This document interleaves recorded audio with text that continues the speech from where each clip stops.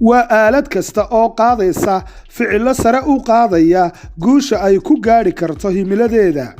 waxaa badanaa loo adeegsadaa in lagu sharaxo mashiinada ama kombiyuutarada leh garashada sare, sida shaqooyinka bani'aadamku la wadaagaan maskaxdooda, sida barashada, xalinta khilaafaadka, daraasaadka iyo wixii la mid ah.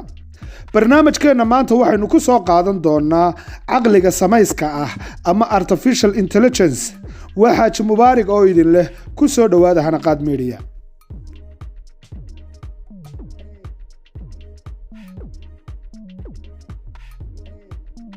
Artificial Intelligence oo noqday tiknoolajiyad joogto ah, awoodda mashiinka casriga ah ee guud ahaan lagu sifeeyay garashada macmalka ah. waxaa ka mid ah in si guula loo fahmo hadalka dadka, wajiyadooda, shaqooyinka ka dhex socda gudaha dadka sida wareegga dhiigga, xumadda iyo wixii la mid ah. ciyaaraha istiraatiijiyadeed ee ku xidhan garashada iyo caqliga dadka sida shaxda, jasta, go iyo turubka. mashiinku waa mid kaga firfircoon bani'aadamka. waxaa kale oo loo adeegsadaa noocyada raadinta iyo hagaajinta xisaabaadka, shabakadaha neerfaha ee macmalka ah, hababka ku salaysan tirakoobka, itimaalka iyo dhaqaalaha, sidoo kale injineernimada, macluumaadka, cilmu nafsiga, afafka, falsafada iyo dhinacyo badan oo kale. arrinka caqliga macmalka ah ayaa asal ahaan ka soo fulay filosofiyiin iyo xisaabyahano hore. arrinkaas wuxuu horseeday aragtida xisaabeed ee Alan Turing. aragtidaas oo soo jeedisay isku shaandhaynta calaamadaha sida ugu fudud ee eber iyo hal u eekaysiin kara wax kasta oo kombiyuutaraduna ay jaangoyn karaan ficil kasta.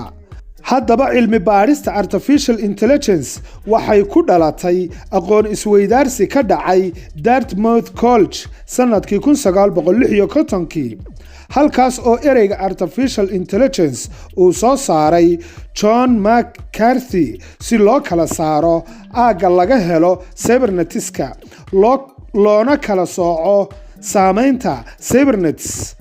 Norbert Wiener bartamihii 1960meeyadii cilmi baadhista Mareykanka waxaa si weyn u maalgelinayay waaxda difaaca. aasaasayaashii caqliga macmalka ahi waxay rajo weyn ka muujiyeen mustaqbalka.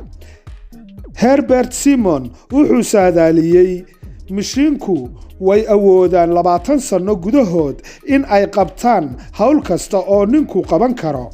1974kii dowladaha Ingiriiska iyo Mareykankuba hoos ayay u dhigeen maalgelintii cilmi baadhiseed. haddaba horaantii 1980meeyadii cilmi baadhista garashada macmalka ah waxaa dib u soo nooleeyay guusha ganacsi ee nidaamyada khuburada oo ah nooc ka mid ah barnaamijka Artificial Intelligence oo u eekaysiinaya aqoonta iyo xirfadaha gorfaynta ee khuburada aadamaha. markay ahayd 1985kii suuqa caqliga macmalka ahi wuxuu gaadhay in ka badan $1 bilyan. isla mar ahaantaana kombiyuutarada jiilasha shanaad ee Japan wuxuu dhiirigeliyay dowladaha Mareykanka iyo Ingiriiska si ay dib u dardargeliyaan cilmi baadhistii caqliga macmalka ahaa ama Artificial Intelligence.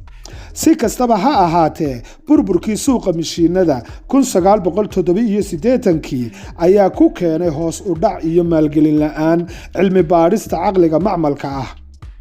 haddaba sida uu sheegay Jack Clark 2015 waxay ahayd sanad muhiim u ah caqliga macmalka ah, iyadoo tirada barnaamijyada softweerada ee adeegsada garashada macmalka ah ee ku dhex jira Google ay 2,700 oo mashruuc ku soo kordheen intii u dhaxaysay 2012 ilaa 2015.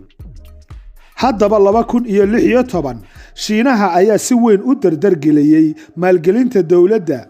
marka la eego xogteeda badan iyo soo saarka cilmi baadhista ee sida xawliga ah u sii kordhaya, indheeyayaasha qaar waxay rumaysan yihiin in caqliga macmalka ahi uu ku sii socdo in uu noqdo Artificial Intelligence superpower.